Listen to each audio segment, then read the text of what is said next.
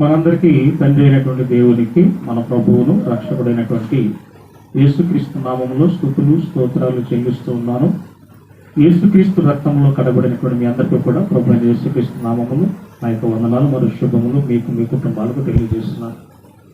ఈ సమయంలో మనం గత వారంలో కోపం గురించి మొదటి యొక్క భాగాన్ని మనం మాట్లాడుకున్నాం.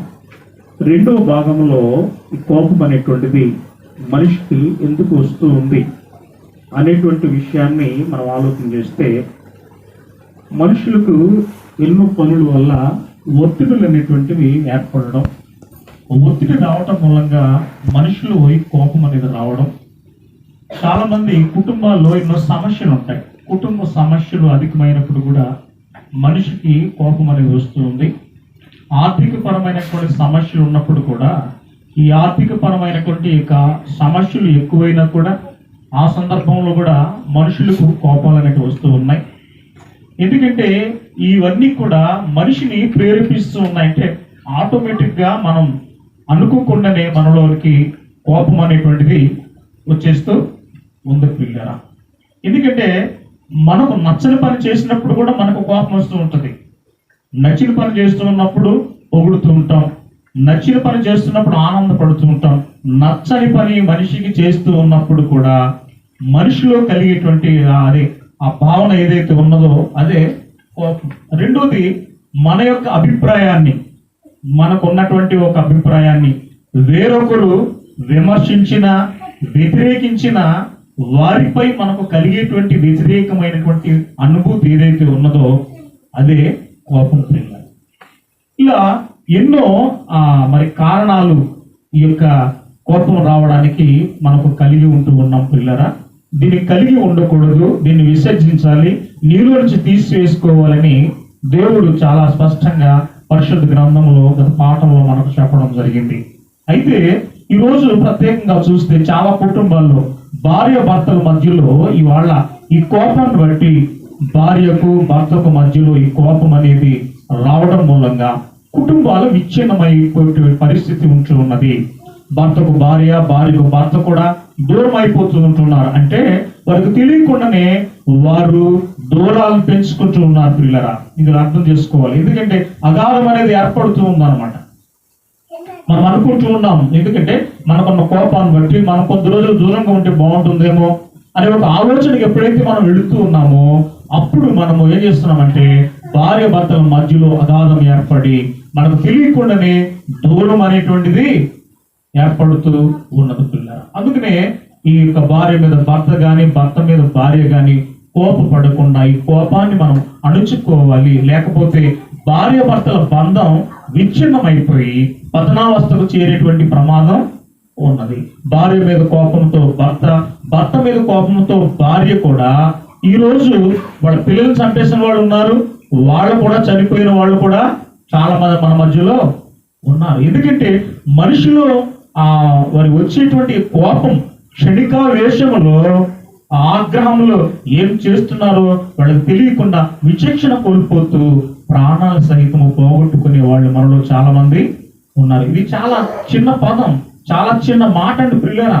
కానీ దీన్ని గనక మనం అదుపు చేయగలిగినట్లయితే మహా ఉన్నతమైనటువంటి స్థితికి మానవుడు చేరుకోగలడని దేవుని వాక్యం మనకు చాలా వివరంగా చెబుతుంది. అలాగే స్నేహితుల మధ్య, ఇవాళ స్నేహితుల మధ్య కూడా ఈ కోప తాపాలతో స్నేహితులు కూడా మనం దూరం చేసుకుంటూ ఉంటాం, బంధాలను దూరం చేసుకుంటూ ఉంటాం.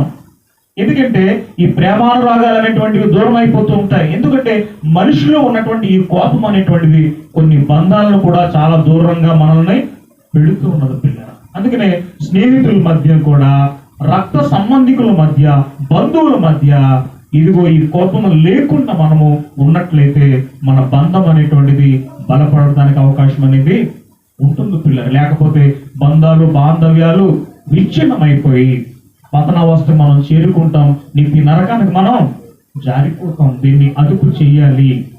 నీలో ఉన్న కోపాన్ని నువ్వు తొలగించుకుంటే మంచిది అని దేవుడు చాలా స్పష్టంగా మనకు చెప్తున్నాడు. ఈ లోకంలో బ్రతికి ఉన్నంత కాలం కూడా మనము మన ఇష్ట ప్రకారం బ్రతుకుతూ ఉన్నాం. ఎందుకంటే ప్రతి దానికి కూడా నాకు ఒక ఇష్టం ఉన్నది, నాకు ఒక ఆలోచన ఉన్నది అని చెబుతూ మన ఇష్ట ప్రకారం మనం బ్రతకడానికే మనము ప్రయత్నం చేస్తున్నవి తప్ప దేవుని ఇష్ట ప్రకారము ఎంతవరకు బ్రతుకుతున్నామని ఆలోచన చేయలేకపోతూ ఉన్నాం. అంటే పతనావస్థకి వెళ్ళే మార్గాన్ని వెతకలేకపోతున్నాము. పతనావస్థకు వెళ్ళేటువంటి మార్గాన్ని అన్వేషించి దానిని సరి చేసుకోలేకపోతూ ఉన్నాము. అలా సరి చేసుకోలేక అన్యాయం అయిపోతున్నటువంటి ఈ తరుణములో నీలో ఉన్న ఈ కోపాన్ని నువ్వు తొలగించుకోవాలి, విసర్జించాలని దేవుడు చాలా స్పష్టంగా మనకు మరి ఈ వ్రాస్తూ ఉంటున్నాడు పిల్లరా. ఇంకా చూడగలిగినట్లయితే మరి ఇవాళ మనము కోపాన్ని కనుక మనలో నుంచి తొలగించుకోకపోతే మొట్టమొదట మన ఇంటి వారికే మనము శత్రువులుగా మారిపోతాము. మన ఇంటి వారికి మనం దూరం అయిపోతూ ఉంటాము. తరువాత సంఘానికి దూరం అయిపోతూ ఉంటాం, సమాజానికి దూరం అయిపోతూ ఉంటాం, నిత్య నరకానికి మనము దగ్గర పడిపోతూ ఉంటాము. ఎందుకంటే మీరు ఎంతలో కనబడి అంతలో మాయమైపోవు, నీటి ఆవిరి లాంటిది నీ యొక్క జీవితం. ఎప్పుడు ఈ బుడగ పగిలిపోతుందో ఎవరికి తెలియదు. బ్రతుకున్న సమయంలో, బ్రతుకున్నటువంటి దినములోనే మన జీవితాన్ని సరి చేసుకోవాలి, సరిదిద్దుకోవాలి, పరిశుద్ధులుగా నిర్దోషులుగా బ్రతికి దేవునికి మంచి పేరు ప్రతిష్టలు తీసుకొచ్చే వారిగా మనము బ్రతకాలి అంటున్నాడు. అందుకనే ఈ కోపాన్ని మనము అదుపు చేయాలి. అదుపు లేకుండా, సరి అయినటువంటి కారణం లేకుండా కోపం చూపటం అనేటువంటిది చాలా పొరపాటు. ఎందుకంటే చెప్తారు కదా మన వాళ్ళు, తోక తొక్కని పాము లెక్క కోపం వచ్చేస్తుంది దీనికి అని చెప్తుంటారు మన వాళ్ళు. అంటే ఏంటి, చిన్న విషయానికే ఏమైపోతుందంటే కోపం అనేది మనలోకి వచ్చేస్తూ ఉంది. అది నిన్ను దహించేస్తుంది పిల్లరా. నేను నరకానికి త్రోసివేసేటువంటి అది భయంకరమైనటువంటి లక్షణం అది. అందుకనే నీలో ఉన్న కోపాన్ని నువ్వు తొలగించుకోవాలి, నీలో ఉన్న కోపాన్ని నువ్వు తీసేసుకోవాలి అంటున్నాడంటే నిన్ను నిర్వీర్యం చేసి, నిన్ను విచక్షణ లేనటువంటి వ్యక్తిగా నేను చిత్రీకరించి చివరికి నిత్య నరకానికి త్రోసివేసేదే ఇదిగో మనిషిలో ఉన్నటువంటి యొక్క కోపం. కనుక కోపం అనేటువంటిది కలిగి ఉండకూడదు. కోపాన్ని మనలో నుంచి మనము తొలగించుకోవాలి అని దేవుడు చాలా స్పష్టంగా పరిశుద్ధ గ్రంథంలో మన మానవాళికి రాస్తూ ఉన్నాడు. ఎందుకంటే చాలా మంది చెప్తున్నారు, మనం చూద్దాం పరిశుద్ధ గ్రంథంలో సామెతల గ్రంథము 15వ అధ్యాయము, సామెతల గ్రంథం 15వ అధ్యాయము 18వ వచనాన్ని పిల్లరా మనం ఒకసారి చదువుకుందాం. సామెతల గ్రంథం 15వ అధ్యాయము 18వ వచనం అండి. సామెతల గ్రంథం 15వ అధ్యాయం 18వ వచనం చదువుదామా? 18. కోపోద్రేకి ఎగువాడు కలహము రేపు. ఎందుకంటే ఎవరిలో అయితే కోపం ఉంటుందో ఆ మనిషి ఏం చేస్తాడంటే కలహాలు రేపుతూ ఉంటాడు. ఆ దెబ్బలాట జరిగేంత వరకు కూడా అతనుకు నెమ్మది అనేటువంటిది ఉంటుంది అనమాట. ఎందుకు? అతను కోపంలో ఉన్నాడు అనమాట. ఆ కోపము మనవాళ్ళు చెప్తారు కదండి, అత్త మీద కోపము బుట్ట మీద చూపించాడని ఒక సామెత చెప్తూ ఉంటారు మనవాళ్ళు. అంటే ఏం చేస్తారు, వాళ్ళ మీద కోపము మనం తీర్చుకోలేక పిల్లల్ని మనము ఒక్కొక్కసారి కొడుతూ ఉంటాము, లేకపోతే గిన్నెలు విసిరేస్తూ ఉంటాము, లేకపోతే బుట్టను విసిరేస్తూ ఉంటాము. ఇది నానుడి. ఆనాటి నుంచి ఈనాటి వరకు కూడా ఉన్నటువంటి నానుడి ఏంటంటే అత్త ఏమంటారు, అత్త మీద కోపము బుట్ట మీద చూపించారు అని. పిల్లరా, అది మనం అర్థం చేసుకోవాలన్నమాట. అందుకనే దేవుడు చాలా స్పష్టంగా మనకు వివరిస్తున్నటువంటి విషయం ఏంటంటే కోపోద్రేకి ఎగువాడు కలహమును రేపుతాడండి. ఎప్పుడు అతనికి ఏం కావాలి? గొడవ కావాలి, అతనికి చదువు కావాలి, అతనికి దెబ్బలాటే కావాలి. ఎందుకంటే ఈ కోపము అతన్ని దహించి వేస్తుంది అనమాట. ఎందుకంటే ప్రశాంతంగా ఉండనివ్వటం లేదు, ప్రశాంతంగా బ్రతకనివ్వటం లేదు, ప్రశాంతంగా కూర్చొనివ్వటం లేదు, ప్రశాంతంగా నిద్రపోనివ్వటం లేదు. ఎంత తొందరగా ఆ మనిషితో మనం, ఎందుకంటే ఈ కోపం అనేటువంటిది ఇతరులో బాగా పెరిగిపోతూ ఉంది. కాబట్టి ఇతను ఏం చేస్తున్నాడంటే కలహాన్ని రేపుతూ ఉన్నాడు, కలహాన్ని రేపుతూ ఉన్నాడు. కాబట్టి అది ఇంకా ఆరనటువంటి శిక్ష అనమాట.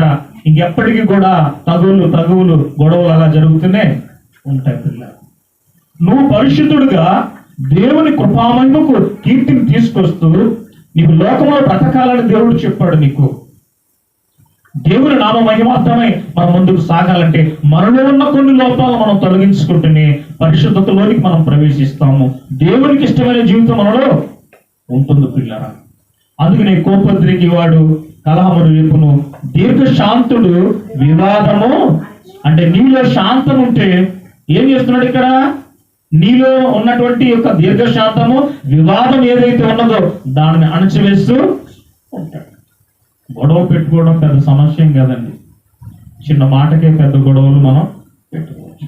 ఇష్టం లేని భార్య చేయి తగిలినా తప్పే ఉండదంట, దానికి కూడా కోపంతో గొడవ పెట్టుకుంటాడు. సామెత అండి ఇది. ఇష్టం లేని భార్య చేయి తగిలితే తప్పు అంట, ఆ దానికి ఫైటింగ్ అనమాట. ఇలాగా అవసరం లేనటువంటి విషయాల కొరకు మనము సమయాన్ని వెచ్చిస్తున్నాము. ఆర్థికంగా, ఆత్మీయంగా కాకుండా ఆర్థికంగా, సామాజికంగా బలపడాలని ఎన్నో ప్రయత్నాలు చేస్తున్నాం. రాత్రి పగలగా కష్టపడుతున్నాం. ఒక స్థాయికి రావాలని ఆలోచన చేస్తున్నాం, మంచిదే. కానీ దేవునిలో ఎంతగా మనము ఆత్మీయంగా బలపడుతూ ఉన్నాము, దేవుని యొక్క లేఖనాల ద్వారా, దేవుని యొక్క మాటల ద్వారా ఎంతవరకు మనము బలపడుతూ ఉన్నాం. ఆహారం తింటే శరీరానికి బలం వస్తుంది. దేవుని వాక్యం వింటే నీలో ఆ ఆత్మీయమైన స్థితి పెరుగుతూ ఉంటుంది. పిల్లలు తనకు చెప్తున్నాడు, కోపోద్రేకి అంటే ఎంతో కోపంతో ఉన్నవాడు ఇక రగిలిపోతూ ఉంటాడు అనమాట. రగిలిపోతూ ఉంటాడు, కలహాలు రేపుతూనే ఉంటాడు. దీర్ఘశాంతము గలవాడు దీర్ఘ వివాదమును అణిచివేసేటువంటి స్థితి కలిగి ఉంటాడు. ఎలా ఉన్నావు నువ్వు దేవుని యొక్క సంఘములో, దేవుని యొక్క మందిరములో? మరి నువ్వు ఎలా ఉన్నావు? ఒక్కసారి మనము జాగ్రత్తగా పిల్లరా ఆలోచన చేసుకోవాలి.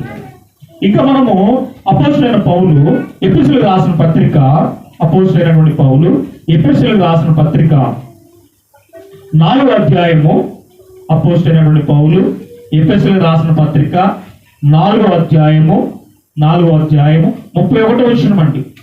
అపోస్తలుడైన పౌలు ఎఫెసీయులకు రాసిన పత్రిక 4వ అధ్యాయము 31వ వచనం అండి. సమస్తమైన ద్వేషము, కోపము, క్రోధము, అల్లరి, దూషణ, సకలమైన దుష్టత్వము మీరు విసర్జించండి. మీరు పరిశుద్ధులుగా ఉండాలంటే, మీరు నిర్దోషులుగా ఉండాలంటే, మీరు దేవునికి ఇష్టమైన వారిగా మీరు ఒకవేళ ఉండాలి అనంటే దేవుడు చెప్తున్నాడు.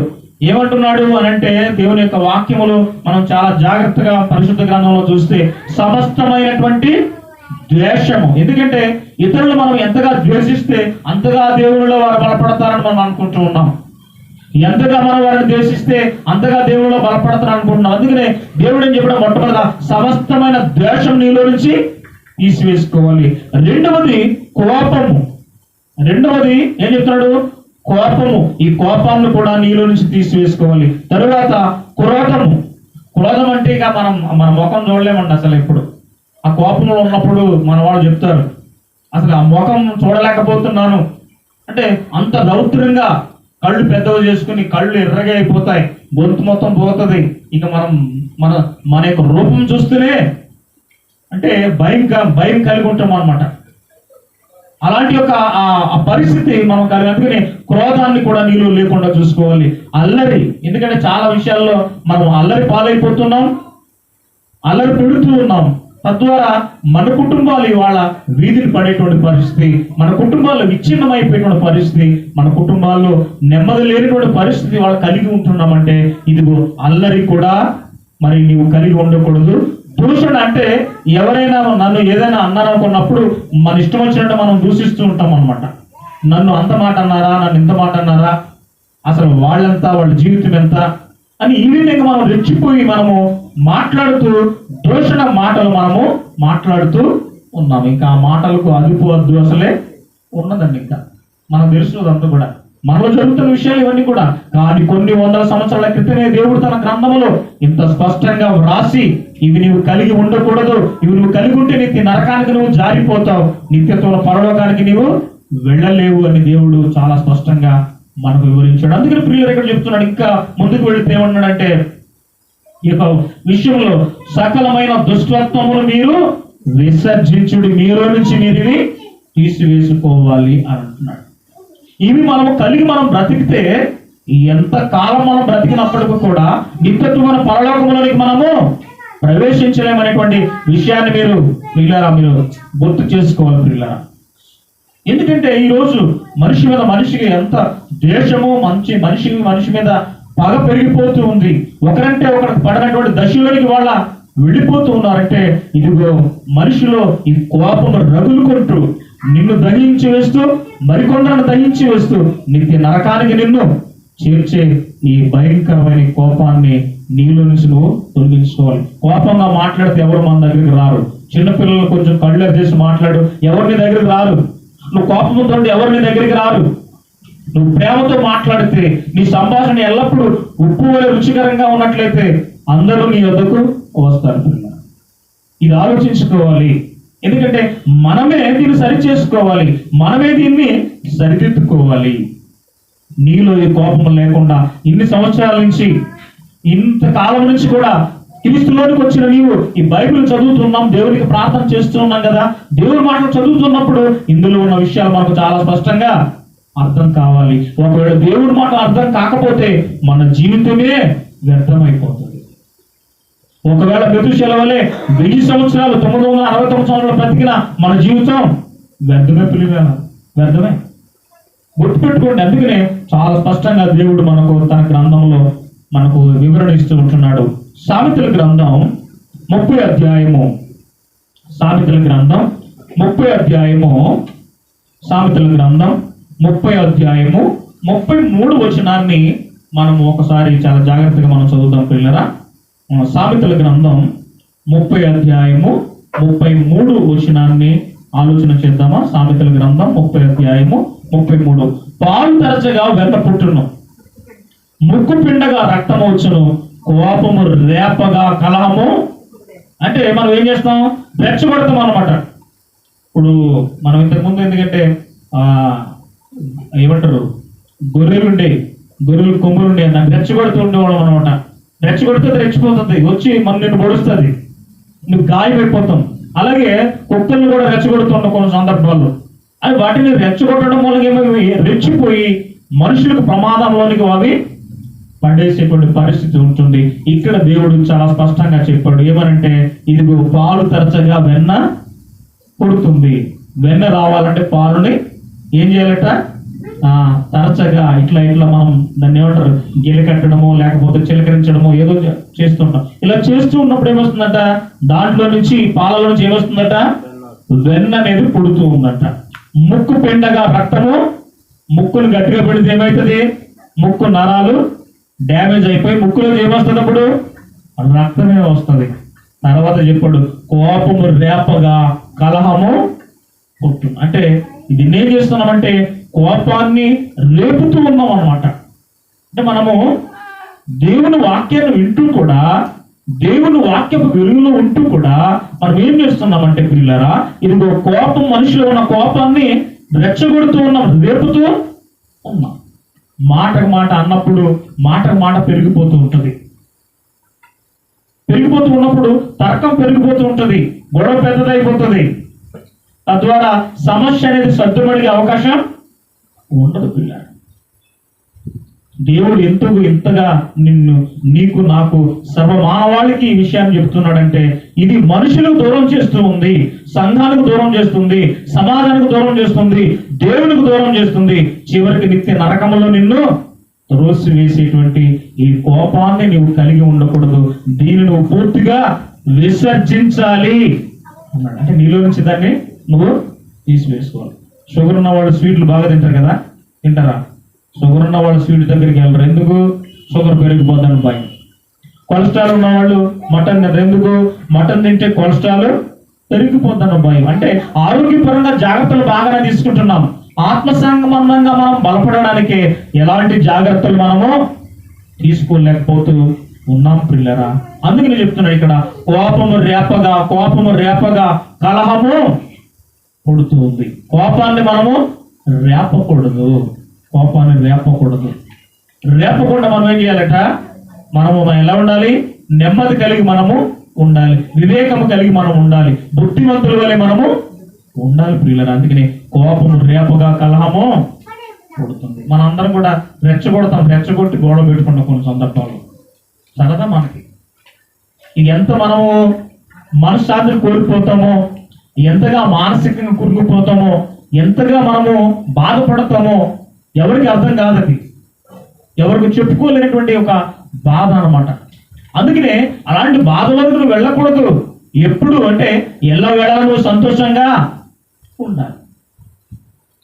ఎల్లప్పుడూ నువ్వు ప్రభువునందు ఆనందించుడి, మరలా చెప్పుదును ఆనందించుడు. ఎప్పుడు దేవునిలో నువ్వు ఆనందంగా ఉండాలి. అలా ఆనందంగా ఉండడమే దేవునికి చాలా ఇష్టం. అందుకనే కష్టమైన నీలో ఉన్నటువంటి లోపాలను నువ్వు సవరించుకోవాలి. నీలో ఉన్న లోపాలను నువ్వు తీసివేసుకుంటేనే ఒక మహా ఉన్నతమైన ఒకటువంటి స్థితికి నువ్వు వెళ్ళగలవు. నిత్యత్వం ఉన్న పరలోకంలో నీవు నిలబడగలవని దేవుడు లేఖనం ద్వారా మనకు చాలా స్పష్టంగా చెబుతూ ఉన్నాడు పిల్లరా. అయితే మనం ఒకసారి ఆలోచన చేస్తే యాకోబు పత్రిక మొదటి అధ్యాయము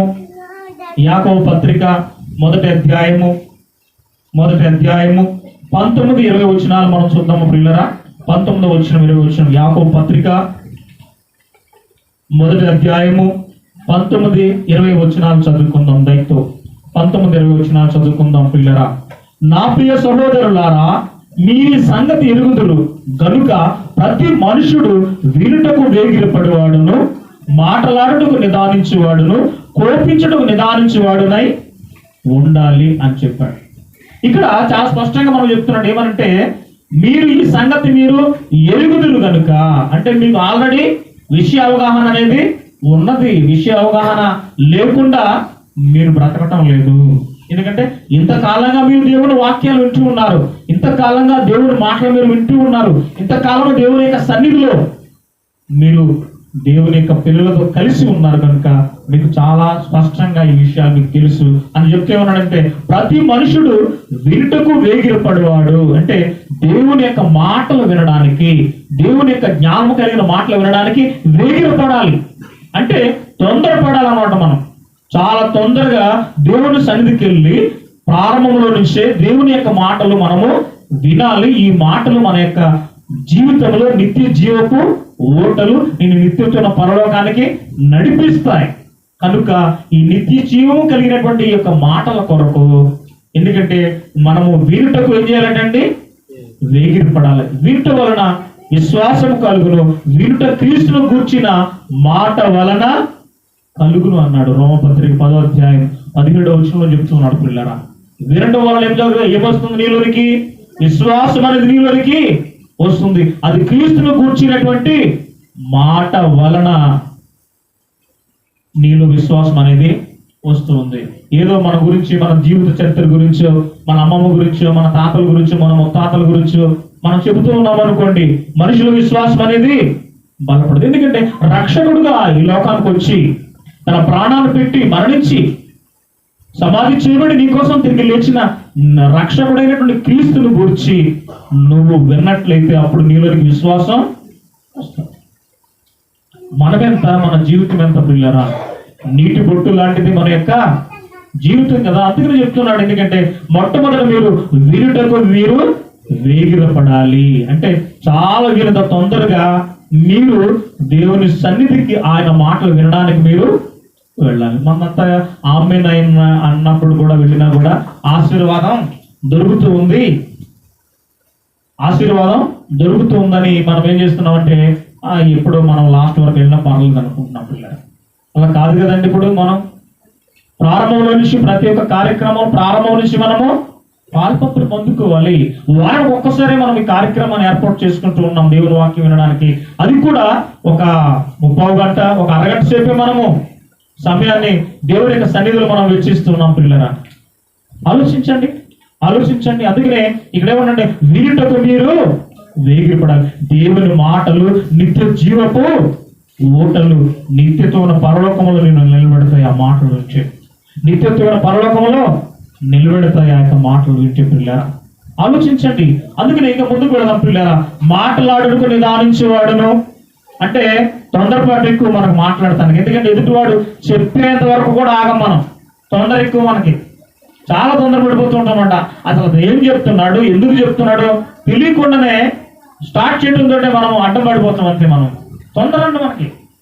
కానీ ఇక్కడ ఏం చేయాలంటే మాటలాడుటకు నిదానించేవాడునై ఉండాలి. ఎందుకంటే ఎదుటివాడు ఏం చెప్తున్నాడు, అసలే అతను చెప్పే సంగతులు ఏంటి అనేటువంటిది ముందు ఆలోచించాలి, వినాలి. మొట్టమొదట వినకుండానే అతను ఏదో చెప్పాలని ప్రారంభిస్తాడు. ఈ లోపుగా మనం ఏం చేస్తామంటే వినకుండానే అడ్డం పడుతూ ఉంటాం. ఇంకా అంటే ఏంటి, అతను చెప్పాలనుకున్న విషయం ఇంకా మనకు చెప్పడు. అందుకని ఇక్కడ మాటలాడుటకు మనం ఏం చేయాలంట, నిదానించాలి. ఎదుటి వారికి సమయం ఇవ్వాలి. మొట్టమొదట అతను ఏం చెప్తున్నాడు, ఎందుకు చెప్తున్నాడు విని దానికి మనము ప్రత్యుత్తరము ఇవ్వాలంటే మాటలాడడానికి కూడా మనం ఏం చేయాలంట, చాలా నిదానించాలి. తొందరతో అంటాడు. అది ఇక్కడ ఏమన్నాడంటే నిదానమే ప్రధానం అంట. అంటే ఎంత నిదానంగా ఉంటే మన జీవితము అంత చక్కగా మన గమ్యం మనం రీచ్ అయిపోతాం అంతే. అందుకనే నిదానమే ప్రధానం. ఈ ఈ ఈ నానుడు ఏదైతే ఉన్నదో దీన్ని మనం ఫాలో కావాలన్నమాట. ఎందుకంటే దీనికంటే ముందు దేవుడే మనకు చెప్పాడు, చాలా నువ్వు నెమ్మది కలిగి ఉండాలి, కోపం నీలో ఉండకూడదు. అందుకనే ఒక మాట చెప్పాడు, ఏమనంటే వినుటకు వేగిరపడాలి, మాట్లాడుటకు మనము చాలా నిదానించాలి. ఆ తర్వాత కోపించటకు నిదానించేవాడునై, అంటే నువ్వు కోపపడుతున్నప్పుడు దానికి కారణం ఉండాలి, కారణం లేకుండా నువ్వు కోపపడకూడదు. అది ఏదో చెప్పాలనుకున్నప్పుడే మనము మన కోపం ప్రదర్శిస్తూ ఉంటాం. ఇంకేం చెప్తారు మనకి, ఇంకేనండి నేను చెప్తారు ఇంకా బైబిల్ గురించి మనం ఏదో మాట్లాడు. బ్రదర్ నేను బైబిల్ అంతా చదివేశాను బ్రదర్, మొత్తం నాకు అంత బైబిల్ చదివంటే ఇంకా ఆయన బైబిల్ చెప్పే అవసరం మనకి లేదని అర్థం అనమాట. చాలా సందర్భాల్లో ఏదైనా చెప్పాలనుకున్నప్పుడు బ్రదర్ బైబిల్ అంతా చదివాను బ్రదర్ నేను అంటే ఏంటి, నాకు నువ్వు చెప్పే అంత అవసరం లేదు, నాకు మొత్తం తెలిసిన అర్థం అనమాట. కానీ ఎందుకంటే నిత్యము పరిశుద్ధ గ్రంథం ముందు మనము విద్యార్థులమే పిల్లారా. ఇప్పటికీ నేను ఇంకా నేర్చుకుంటూనే ఉన్నాను. నేను కూడా నేర్చుకున్న విషయాలు మీకు నేను వివరిస్తూ ఉన్నాను. అదే మనం ప్రతి ఒక్కరు ఏం చేయాలంటే ఈ పరిశుద్ధ గ్రంథం ఎదుకు వచ్చి పరిశుద్ధ గ్రంథంలో దేవుడు ఎందుకు మానవాళికి వ్రాస్తాడు, ఇవి దీనివల్ల మనకు కలిగేటువంటి లాభం ఏంటి, దీనివల్ల మనకు వచ్చేటువంటి నష్టం ఏంటో చాలా జాగ్రత్తగా మనము ఆలోచించి. అందుకనే వినుటకు వేగిరపడాలి, మాటలాడుటకు నిదానించేవాడునై, కోపించుటకు నిదానించేవాడునై. కోపానికి కూడా కారణం అనేటువంటిది, కారణం లేకుండా మనము ప్రియులరా మనము కోపపడకూడదు అనేటువంటిది మనం ఒకసారి ఆలోచించాలి. ఎందుకంటే మనకు కోపం వచ్చినప్పుడు కీడు చేయకముందే, అంటే కీడు జరగక ముందే, నువ్వు కీడు చేయకముందే ఏం చేయాలంటే దాన్ని తగ్గించుకోవడం అనేటువంటిది మన చేతుల్లోనే పని అని మనం గమనించాలి. ఇది ఎందుకంటే నువ్వు సరి చేసుకోగలవు, సరిదిద్దుకోగలవు. అందుకనే దేవుడు ఏమంటాడంటే మన కోపం వచ్చినప్పుడు ఒక క్షణం ఆలోచించగలిగితే కీడు చేయకముందే, మనం కీడు చేయకముందే దాన్ని తగ్గించుకోవడం అనేటువంటిది మన చేతుల్లో పని అని మనం చాలా జాగ్రత్తగా గమనించుకోవాలి. ఎందుకంటే ఈ భూమి మీద మనము మన యొక్క జీవిత కాలంలో అన్ని విధాలుగా జీవితంలో గొప్పగా మరి గొప్పగా అభివృద్ధి చెందాలని మనము ఎంతగానో ప్రయాసపడుతూ ఉన్నాం, మంచిదే. కానీ ఆత్మ సంబంధంగా కూడా అంతగా నువ్వు ప్రయాసపడడానికి ప్రయత్నం చేయాలి.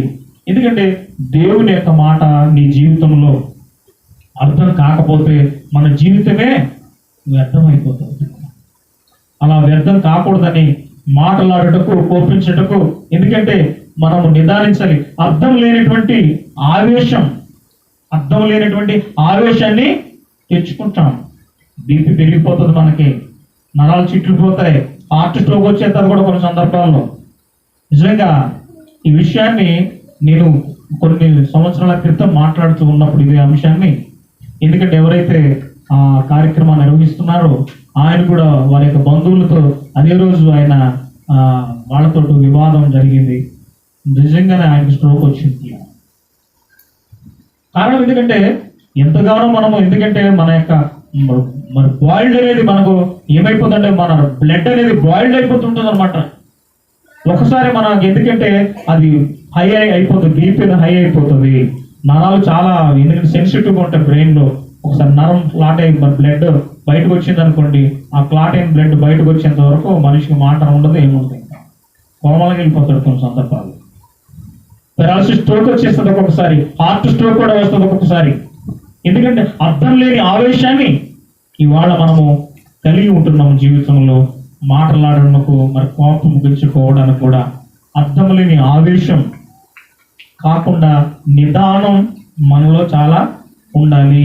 ఎందుకంటే కోపంతో మనిషి చిన్న చిన్న కారణాలతో, కోపంతో మనిషి చిన్నటువంటి కారణాలతో మనిషిలో కోపాన్ని పెంచుకుని అర్థం లేనటువంటి ఒక ఆవేశంతో ఇవాళ చాలా మంది ప్రాణాలు కోల్పోతూ ఉన్నారు. పిల్లరా, కొంతమంది భార్యాభర్తలు గొడవపడి ఊరేసుకుని చనిపోయిన వాళ్ళు ఉన్నారు, రైలు కింద తలపెట్టిన వాళ్ళు ఉన్నారు, బావులకు దూకిన వాళ్ళు ఉన్నారు. పిల్లరా, ఇంకా ఎందుకంటే ఒంటి మీద కిరోసిన్ పోసుకుని నిప్పు పెట్టుకున్న వాళ్ళు కూడా ఉన్నారు. ఎందుకంటే అర్థం లేని ఆవేశం అండి. క్షణం ఆలోచించగలిగితే మన జీవితం ఎంత అద్భుతమైనటువంటిదో, దేవుడు ఎంతగా నిన్ను ఈ పరిశుద్ధ గ్రంథంలో ఉన్న మాటలు చదివి నిన్ను పరిశుద్ధులుగా బ్రతకమని చెప్పాడో అది అర్థం కాకపోతే మనము నిత్య నరకానికి జారిపోతాం. ఇవాళ నిజంగా భార్య భర్తల మధ్యలో ఇవాళ కొట్లాట్లు జరిగి అర్థం లేని ఆవేశంతో భర్త అయినా ఊరు పెట్టుకుని చనిపోతూ ఉన్నాడు, భార్య అయినా ఊరు పెట్టుకుని చనిపోతూ ఉన్నారు. కొన్ని సందర్భాల్లో పిల్లలను చంపేసి వాళ్ళు కూడా చనిపోయినటువంటి సంఘటనలు కూడా ఉన్నాయి. క్షణం ఆలోచించగలిగితే దేవుడు నీకు జీవితాన్ని ఇవ్వడానికి ఎంత కష్టపడ్డాడో, నువ్వు ఎలా బ్రతకాలని దేవుడు నీ బ్రతుకు దిశా నిర్దేశాన్ని గ్రంథంలో వ్రాయించాడో అది అర్థం చేసుకోకుండా వీళ్ళరా మనము ప్రాణాలని తీసుకోవడానికి, ఇతరులను మనం గాయపరచడానికి, ఇతరులను నిందించడానికి ఈ ఆగ్రహావేశాలను మనలో పెంచుకుంటున్నాం. ప్రశాంతంగా ఉండడానికి మనం ప్రయత్నం చేయాలి. నీలో కోపం వచ్చినప్పుడు కోపాన్ని తగ్గించుకోవడానికి నువ్వు చాలా ప్రయత్నం చేయాలి. అందుకు ఇదిగో ఈ పరిశుద్ధ గ్రంథం దగ్గరికి మనం రావాలి. ఇందులో ఉన్న మాటలే నీ జీవితంలో నీకు నెమ్మది కలిగిస్తున్నాయి. నీ జీవితంలో పరివర్తన చెందడానికి అవకాశం ఉన్నాయి. నీవు పరిపూర్ణంగా తీర్చిదిద్దడానికి అనువైన ప్రతి మాట కూడా ఈ పరిశుద్ధ గ్రంథంలో మన దేవాది దేవుడు మన కొరకు రాయించాడు. ఇవి మన కళ్ళతో చూడాలి, మన చెవులతో వినాలి, మన ప్రవర్తనను పరిపూర్ణంగా మనము మార్చుకోవాలి తప్ప లేనిపోయిన గొడవలు పెట్టుకుని ప్రాణాలను బలి తీసుకోవడం, జీవితాలని సర్వనాశనం చేసుకుంటూ ఉన్నారు చేతుల్లో. పిల్లలు, భార్య భర్తల మధ్యలో, కుటుంబాల్లో చిన్న కారణాలతో అర్థం లేని ఆవేశాలకు లోనై కుటుంబాలను విచ్ఛిన్నం చేసుకుంటున్నారు, కుటుంబాలను సర్వనాశనం చేసుకుంటున్నారు.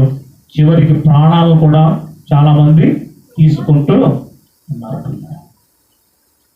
కొంచెం ఆవేశాన్ని అదుపు చేసుకుంటే ఎంతో అద్భుతంగా ఉంటుంది.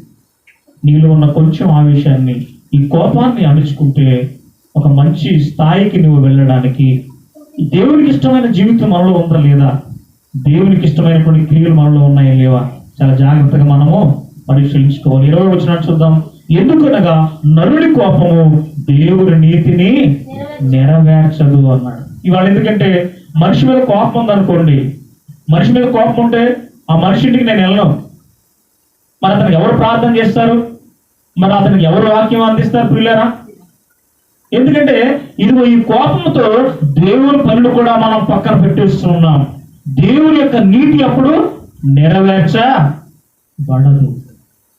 దేవుని నీతి నెరవేర్చబడదు పిల్లరా. అందుకే ఇక్కడ అంటున్నాడు, ఎందుకంటే నరుడి కోపము దేవుని నీతిని నెరవేర్చదు అంటున్నాడు.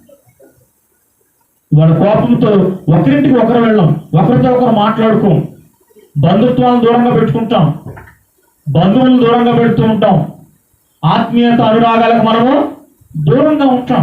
పిల్లరా, మన జీవితానికి అర్థమేముంది? ఇంకా ఇప్పుడు నీలో ఉన్నటువంటి కోపాన్ని నువ్వు అణుచుకున్నట్లయితే వీళ్ళందరూ నీకు దగ్గరగానే ఉంటారు పిల్లరా, ఇప్పుడు దూరం కాదు. అందుకనే నరుని యొక్క కోపము దేవుని నీతిని నెరవేర్చదు.